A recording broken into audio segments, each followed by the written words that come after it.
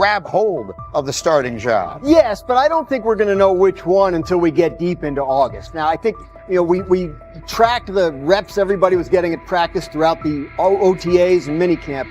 But when you talk to people there, they just want to make sure everybody got what they needed. And that, Kenny Pickett, we find out if he has the goods to be the starter. Joe Flacco, they back him off a little bit. He's 40. He may not need as much.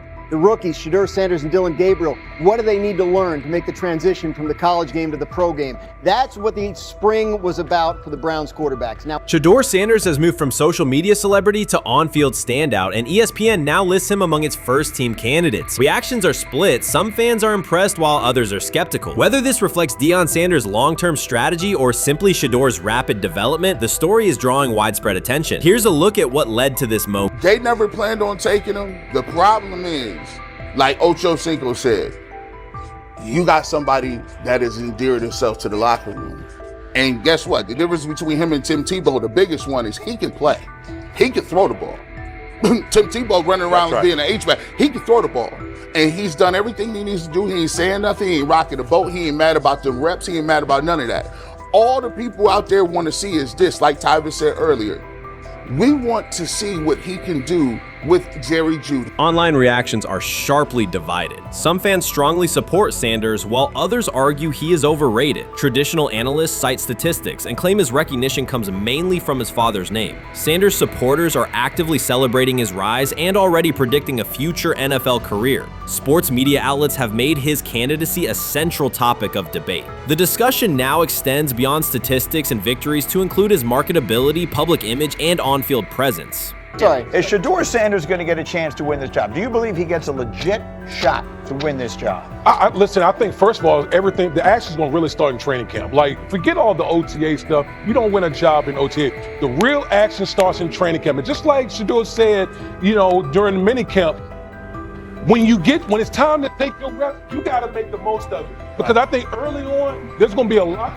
Remember, Joe Flacco didn't hardly practice in OTAs and mini camps because they were giving the young guys. Right. So when he gets his opportunity, he's going to have to make the most of it. Analysts are closely reviewing game footage to evaluate Sanders' decisions and mechanics, while others examine his social media activity to see how he balances content creation with quarterback duty. Shedeur Sanders' placement on ESPN's early first-team list has taken over the college football conversation. Supporters circulate his highlights and argue that his on-field production and leadership justify the honor. Skeptics claim the recognition relies too heavily on his family name and question whether his resume is strong enough for first-team status. Analysts are rewatching game footage to assess his reads, accuracy, and pocket presence, while others examine how he balances a high-profile social media presence with quarterback responsibilities. The debate has pushed other storylines, such as conference realignment and NIL issues, into the background, leaving fans and commentators focused on Sanders' performance, marketability, and overall impact on the sport. I'll keep saying it.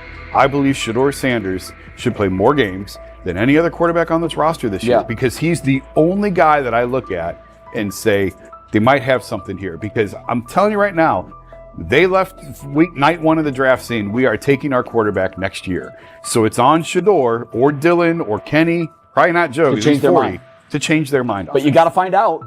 You got to find out. Opinions differ on whether Sanders is benefiting from his family name or simply showing real progress, but the attention is undeniable. Social media is flooded with edited images elevating him to legendary status. Critics argue the first-team nod is driven by hype and marketability, while supporters point to his flashes of strong arm talent, field vision, and decision-making. Regardless of motive, the announcement has dominated the football news cycle and intensified debate over how much of his rise is performance-based versus media-driven. Highlight reels rarely show Sanders' turnovers, late-game mistakes, or inconsistent stretches. Being named to a first-team watch list suggests sustained dominance, something Sanders has displayed only in flashes. His selection appears driven as much by brand recognition and media appeal as by performance. ESPN's decision has intensified debate. Data-driven critics post statistics that question his resume, while passionate supporters predict awards and future NFL success. Commentators recall a time when first-team consideration required years of proven excellence. Yet many fans already see the announcement as confirmation that Sanders is on track for major college football honors. Shedeur Sanders has earned first-team reps when training camp commences later in July. I'm not saying like he's the first guy up when you do 11 on 11s, day 1, 2, 3, 4, 5 at training camp. I'm not necessarily saying that. But he's the one quarterback that we didn't get a chance to see take reps with the ones. But I think Shedeur has a chance to like make this conversation interesting if he gets those reps with the ones and he has the same success that he did with the 2s, the 3s, and the 4s. I have confidence he can show you something, but I got to see it. We all got to see it before we can actually judge that. Some believe Deion Sanders is already preparing for an award ceremony, while others are furious, threatening to protest ESPN's credibility over Shedeur's first-team mention. Critics argue that honoring Sanders without a full season of elite play undermines college football standards. Supporters insist his performance and profile justify the recognition. The debate reflects a broader clash between traditional merit-based evaluation and modern brand-driven visibility. In today's landscape, first-team consideration is no longer only about statistics. It also involves marketability and audience engagement. Whether welcomed or rejected, Sanders commands attention and embodies the sport's shift toward both performance and personal brand. Shedeur Sanders doesn't ask for excuses. He hasn't blamed limited reps, patched together receiver groups, or fourth-string offensive linemen struggling against Cleveland's second-team defense. He shows up, works, and demonstrates why he belongs. On day 3 of Brown's training camp, for the first time since OTAs, he finally received something close to a fair opportunity. He lined up with the second unit during an 11-on-11 period and made the most of it. In 8 plays, he did what he typically does when given a chance. He executed. He went 2 for 2 on a quick series,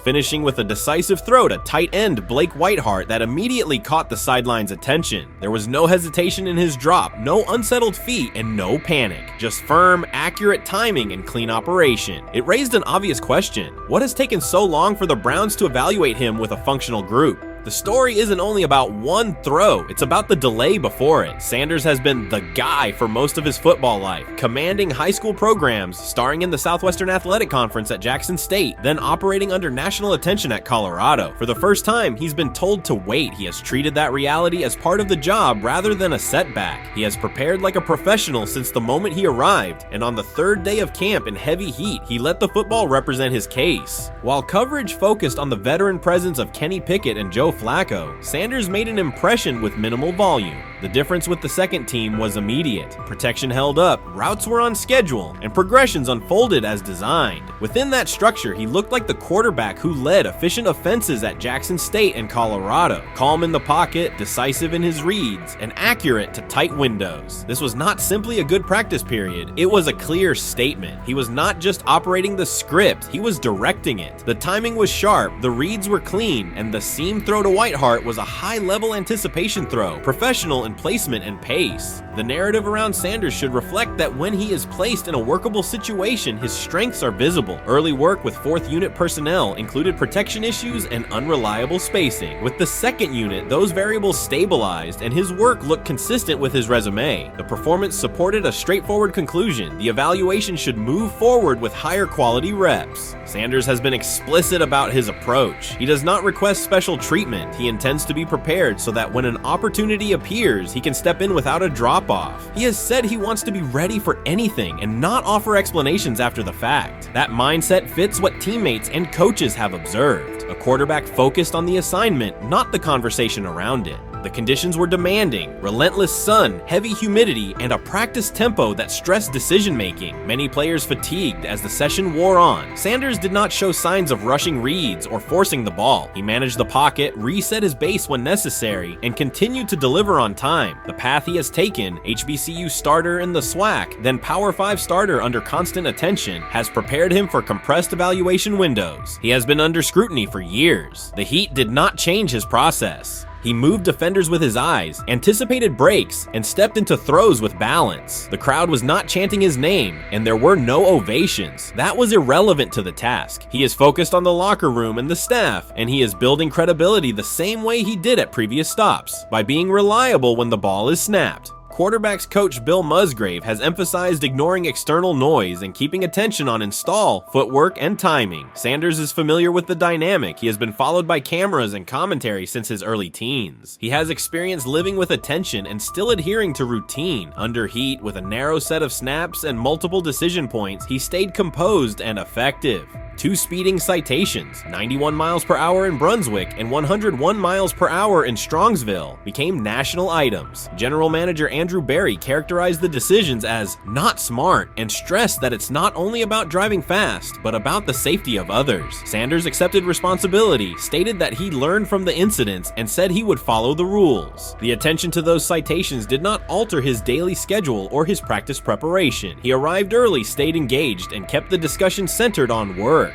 Away from the field, he spent time at Rainbow Terrace in Cleveland after a significant apartment fire, distributing supplies and checking on families affected by the incident. There was no formal media rollout around the visit. It was an instance of direct engagement with the community without publicity attached to it. That reflects the same approach he shows inside the building. Do the work first. Sanders treats each rep as if it might be his last for the day and his only chance to show a specific element on tape. He prepares for protections, cadence variations, route adjustments, and timing with a level of detail that compresses the learning curve. When he is not under center, he studies coverages from the sideline, charts plays, and reviews video before and after practice. He writes down the next day's calls so he can anticipate checks. He has reference using virtual simulation tools to replicate snaps he does not receive physically. That is not a passive stance, it is an active attempt to reduce the distance between classroom and field. He is building relationships across the roster, not just with projected starters. He communicates with defensive backs to understand what they see and how they react to certain stems. He spends time with offensive linemen to align on cadence and protection calls. He connects with newer players away from the facility so that communication improves in practice. That is practical leadership, consistent, low visibility work that becomes obvious when the ball is snapped and the operation is smooth. 3 days into camp, a central question remains. Why hasn't he taken a first-team rep? Flacco has seen work. Pickett has seen work. Dylan Gabriel has been cycled in. Sanders has remained behind all three on the depth chart while producing efficient periods when provided stable support. Head coach Kevin Stefanski has not publicly detailed the plan for distributing first-team snaps among the quarterbacks. When asked, Sanders answered that it is not his place to comment on rotation decisions. That response aligns with his day-to-day conduct, respectful, professional, and centered on the next assignment. The staff is managing a room with a Super Bowl MVP, a former first-round pick, multiple rookies, and a new set of combinations on the offensive line. That creates a set of decisions about exposure, pacing, and evaluation windows. Within that context, Sanders has presented a clear case for additional evaluation. He has shown he can execute the offense as designed when the variables are standard. Musgrave has a long-standing connection with the Sanders family through his time as a teammate of Deion Sanders in San Francisco. That familiarity supports direct communication. It does not guarantee anything about the depth chart, but it does help streamline teaching, feedback, and expectation setting. Inside the defensive back room, veterans such as Denzel Ward have provided perspective on timing, leverage, and eye discipline that Sanders has incorporated into his preparation.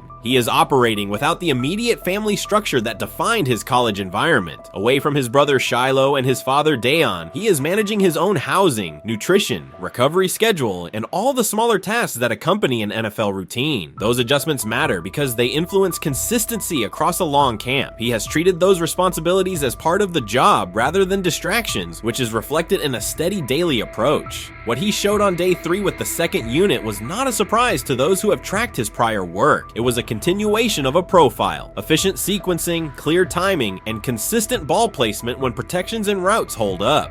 The 8-play period was short, but it was enough to reinforce the point. He doesn't need a large sample to demonstrate baseline operation. He needs a fair sample to test ceiling and adaptability. There is also the matter of perception. Public attention concentrated on the speeding tickets and the general manager's response. Less attention fell on the preparation, the efficient period with the second team, or the community engagement at Rainbow Terrace. That imbalance is common in training camp narratives. Sanders has handled it by keeping his answers simple and his focus on football. He has not tried to redirect the conversation. He has done his work and waited for additional reps. The objective next step is straightforward. Expand the evaluation with higher unit personnel and standard opponents. That does not require a complete reshuffling of the depth chart. It requires allocating a defined sequence of first-team snaps so that timing with starting receivers and protections with starting linemen can be measured on tape. The staff can then compare operation speed, accuracy under pressure, red zone decision-making, and 2-minute mechanics against the other quarterbacks. That is the most direct way to clarify the competition. None of this dismisses the experience or track records of the veterans in the room. It emphasizes that the purpose of camp is to test test assumptions with current performance. Sanders has provided enough evidence with the second unit to justify a broader look. He has shown that the pace of his feet matches the pace of his eyes, that he can hold safeties with his shoulders, and that he can drive intermediate throws without float. He has also shown discipline to take the clean completion rather than force the vertical shot when leverage dictates otherwise. Every day, he has addressed the controllable items, meetings, note-taking, install recall, cadence management, and post-practice review. He has not asked for public guarantees. He has asked for an opportunity to compete on comparable terms. The 8-play sequence with the second unit was a small but clear example of what he can do when those terms exist. The staff's communications have been measured. Stefanski has not laid out a schedule for first-team rotations publicly. Barry addressed the speeding incidents directly and emphasized standards for decision-making off the field. Sanders accepted the criticism, adjusted his behavior, and moved forward. Those are the relevant facts. What remains is a football evaluation that can only be completed by giving him snaps with the top group and measuring the results. If that evaluation occurs and he performs at the level he showed with the second unit, the conversation will shift from potential to placement. If it does not occur, the question will persist through camp. Why not test the full picture? Sanders has built a case based on preparation, poise, and execution. He has demonstrated leadership by building relationships across the roster. He has shown maturity in handling external issues directly and moving on. He has given the staff reasons on the field and in the building to continue the process.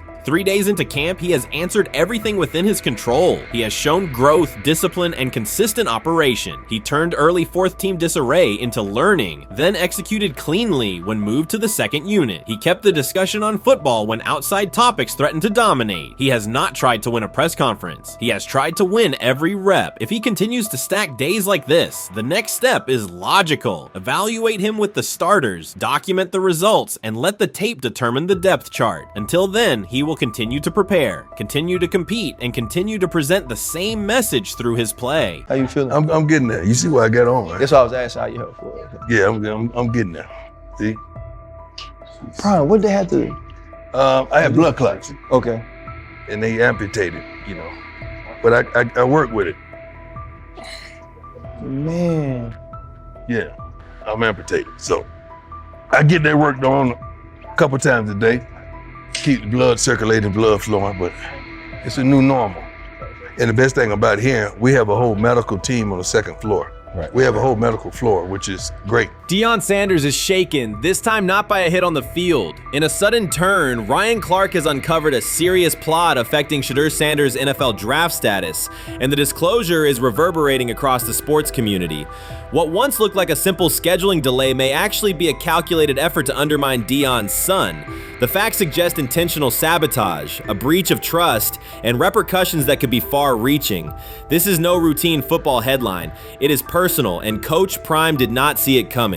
The sports world loves to celebrate underdogs, yet it often takes even greater pleasure in tearing down rising stars. Deion Sanders is witnessing that cycle now, not from the sidelines as Coach Prime, but as a father. The lights in Boulder remain bright, the cameras keep rolling, and Sanders still wears his gold watches, sunglasses, and natural swagger. Still, behind that familiar smile is a man carrying deep pain as criticism aimed at his son mounts daily. How much of that is opening press conference saying, okay, we are family, saying that he was sent to do certain things? Do you feel like people got attached to that, or it just was the fact that prime time is at Jackson State?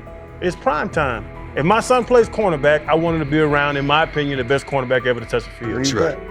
If my son played DN, I'd have to talk to you and tell me who's coaching the DNs. That's but right. I was sending my son to play for prime. His pain does not come from critics or losses, but from watching his son, Shedeur Sanders, get pulled into a system where politics outweigh performance. By every metric, arm strength, accuracy, field vision, Shedeur belonged in the top 3 of any NFL mock draft. Defensive coordinators who tried to unsettle him know he never flinches. He owns the unteachable leadership trait that turns strong prospects into franchise cornerstones. Then the narrative shifted. Draft boards that once placed him 2nd or 3rd slid him to 5th, then 12th, and eventually out of the 1st round on some lists. Analysts grew cautious, executives became vague. The statistics stayed strong, and the game film still proved his ability, yet the buzz evaporated. The abrupt silence felt deliberate and wrong. Former NFL safety and respected analyst Ryan Clark then delivered an unfiltered disclosure, not on a scheduled TV segment, but in an unscripted comment. He stated plainly that influential figures inside the league were not overlooking Shedeur Sanders. They were actively holding him back. The motive, Clark said, was political, and the real target was Deion Sanders, Hall of Famer, architect of Jackson State's resurgence, and the coach who turned a 1-11 Colorado program into a national headline. Deion's refusal to conform, wearing sunglasses indoors, dancing with players, speaking candidly, challenged an establishment that favors predictable images and rehearsed statements. According to Clark, that resistance to tradition was not forgotten. When Shedeur displayed the same mix of talent and confidence, concern spread through front offices and media circles. Questions about leadership style and attitude surfaced. Coded language for discomfort with a quarterback who mirrors his outspoken father. Clark's point was clear. The issue is not Shedeur's performance. If he had posted identical numbers at Ohio State or Alabama, endorsements and media specials would follow. Instead, interest cooled, because the Sanders family embodies a self-made identity the league cannot easily manage. Their visible pride and independent brand challenge a system that prizes control. And that threat, not football ability, is what Clark believes is suppressing Shedeur's draft stock.